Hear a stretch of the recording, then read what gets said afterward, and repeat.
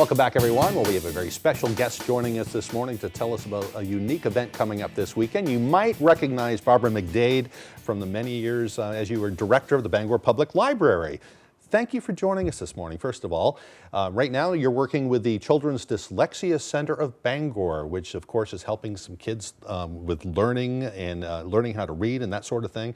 But those things take money, so you have a read-a-thon coming up this weekend. Is that how it's going?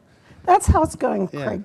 On Saturday from 9 to 2, we are kicking off our read-a-thon. We used to do a walk-a-thon for many years, then COVID hit, and then we did a virtual walk-a-thon. And somebody said, well, why don't we do reading?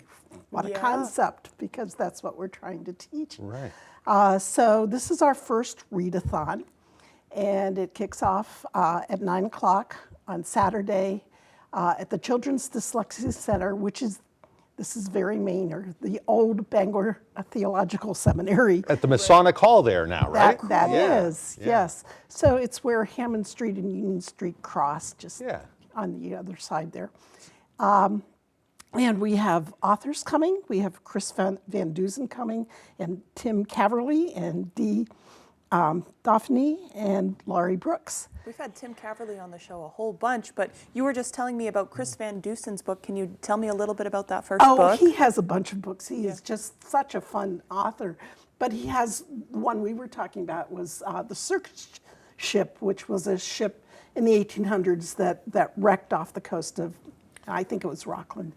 And all the animals came ashore, and it certainly startled the folks on shore. But his books are just so much fun to read. These seem like all local authors, right? So that's part of what's cool about it. Absolutely. Yeah. So how will the read-a-thon work? Are you taking donations or? We are. We're asking people to sponsor both board members and volunteers and tutors and the students. I've asked people to give 10 cents a minute. I promised that I would only charge them for 2 hours because I could read all month.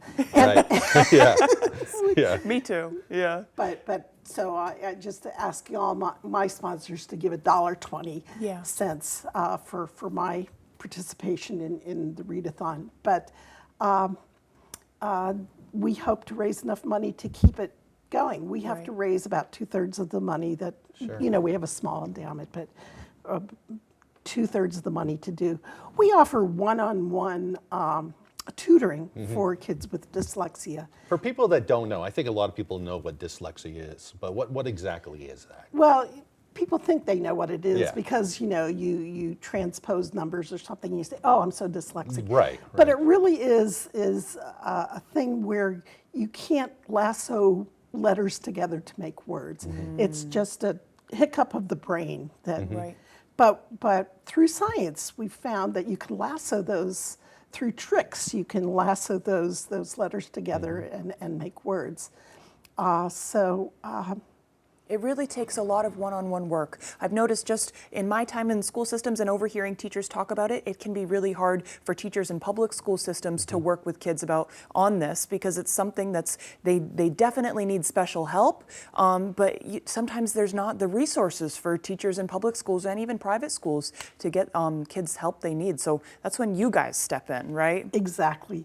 So we have two missions. One is teaching the kids one-on-one, and it's a multi-sensory thing. They feel letters. It's just all kinds of tricks that they can learn to lasso those letters together to make words. But also we teach educators the latest science. Awesome. Because our national group does also works for scientific investigation on what is the best way to do this. That's We'll huge. help teach educators how to teach kids. Yeah, that's huge.